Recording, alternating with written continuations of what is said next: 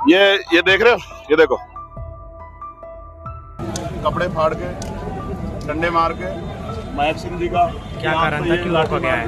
उमेश भाई के हाथ में लाठी मार के, विवेक की लाठी मार के। ये उत्तराखंड भारत का हिस्सा नहीं है, इसको देवभूमि कहा जाता है। ये देवभूमि है, सिर्फ रोका जाता, डंडे मार मार के रोका गया। ये देख रहे हो, ये देखो, ये देश की सबसे बड़े पंचायत के मेंबर जो पूरे देश में एससी वेलफेयर जो पार्लियामेंट्री कमेटी है, जिसको मिनी पार्लियामेंट कहा जाता है, उसका मेंबर है। जो 32 स्टेट में एक सामाजिक संगठन और 9 स्टेट में एक राजनीतिक पार्टी का अध्यक्ष है। जो इसी मिट्टी का रहने वाला, जिसकी कर्म भूमि बिजनौर है, नगीना, और जो पैदा हुआ छुटमलपुर में, और जिसका पूरा परिवार हरिद्वार में रहता है। उस चुने हुए सांसद को ये इज्जत दी है पुलिस ने, कपड़े फाड़ के, डंडे मार के। महेश सिंह जी का क्या कारण था, क्यों रोका गया है? मेघराज जी की टांग पे लाठी मार के मारे, देखिए अमरीश कपिल की टांग में लाठी मार के, उमेश भाई के हाथ में लाठी मार के, विवेक की लाठी मार के। ये इन्होंने हमें इज्जत दी है, क्योंकि हम अपराध करने जा रहे थे। आजकल न्याय की आवाज उठाना उत्तराखंड में अपराध करना हो गया, और ये सबके साथ सबके विकास वाली धामी जी की सरकार के नेतृत्व में है। जिनको चाहिए कि वो न्याय प्रक्रिया को मजबूत करें, कि लोगों को कहीं जाना ना पड़े।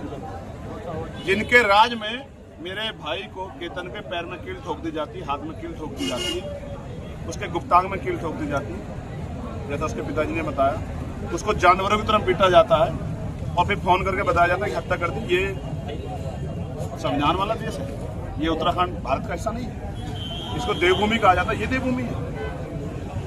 तो ये जो अन्याय हुआ है, उस अन्याय की आवाज उठाने के लिए हम लोग जा रहे हैं। ये हमें पुलिस ने गिफ्ट दिया है।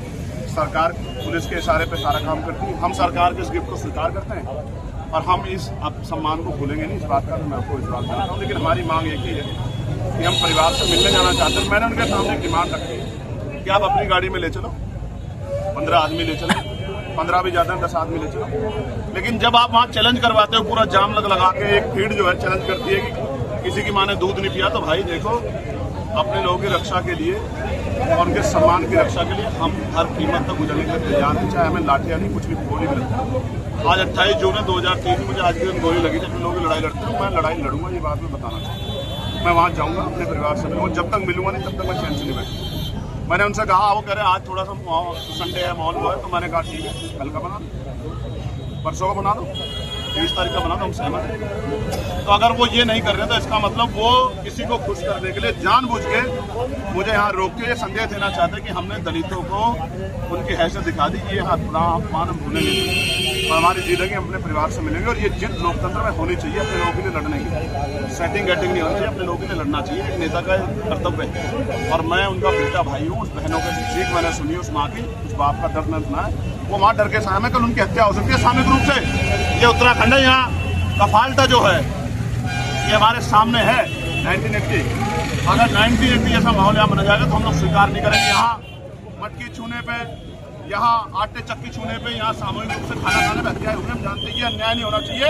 धामी जी को इसकी जिम्मेदारी लेनी चाहिए। वो मुख्यमंत्री, वो हमें लाठी मार के नहीं अपराधी कम कर सकते। वो अपराधियों को रोके, ये पुलिस अपराधियों को लगाए, पैरामिलिट्री फोर्स अपराधियों को लगाए, न्याय करे लोगों के साथ, अन्याय ना करे। अभी सड़क पर बैठिए।